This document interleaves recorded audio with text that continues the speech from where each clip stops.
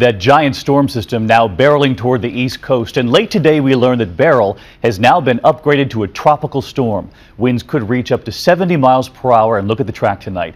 This is the first tropical storm set to hit the coast this year. Hurricane season hasn't even begun. At this hour, the beaches are emptying, and when it hits shore, it will be just shy of hurricane strength.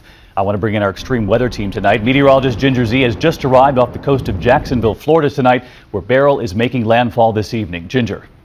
David, conditions already deteriorating here. Wind gusts have been above 30 miles per hour, and really the surf, that is what is kicking up big time. Very rough, and a lot of folks leaving the beach. It will be deserted in just hours because the gusts will more than double, and that is when Beryl makes landfall, headed directly here. Holiday halted. Beaches clearing out up and down the southeast coast as Tropical Storm Beryl looms offshore. With the increased risk of rip currents, we're urging everyone to stay out of the water. Rip currents are just the first threat from this storm, closing beaches and forcing at least 100 rescues from Florida up through the Carolinas. I recently learned what it was like to struggle in a rip current. And when I tried to swim straight back, it's definitely not easy. And I made absolutely no progress. A rip current pulls perpendicular to the shore. To get out, you have to swim outside its narrow, powerful force. Find the shore and start swimming parallel to it. When Beryl hits tonight, those in its path from south of Charleston to Daytona Beach can expect storm surge of up to 3 feet, 3 to 6 inches of rain, and wind gusts up to 65 miles per hour. A trip to the beach was an escape from the summer-sized sizzler, baking almost half the nation in 90 to 100-degree heat. It's gotten a lot harder. It feels like 100 degrees. And it was even hotter on the track in Indianapolis.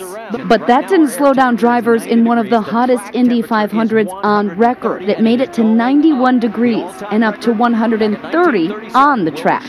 You heard Marco Andretti say his boot is actually melting to his gas pedal and the temperature's only going up. And from Washington, D.C. to Kentucky, the heat was the hot topic. It's hot. It's really hot. I'm listening. I guess our humid summers are back. It's like 95 degrees today, and it's really hot. The heat is a concern in so much of this country tonight, but where you're standing, Ginger, obviously it's that surf already whipping up behind you. What's the warning from authorities there tonight? Well, red flags are up and down the beaches here in Florida and also in Georgia, so we're hearing, and officials have been driving up and down the beaches, telling folks to get out of the water if they're even touching it and to get inside.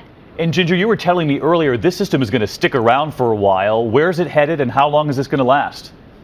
Once it hits tonight, and Jacksonville really is ground zero for that from here to St. Augustine, it is going to move inland a little bit. Of course it will weaken, but then it's going to turn itself back out, and by midweek it's going to start hitting that Atlantic stream again, and places like the Carolinas are going to feel its effect all the way through Wednesday and Thursday, David.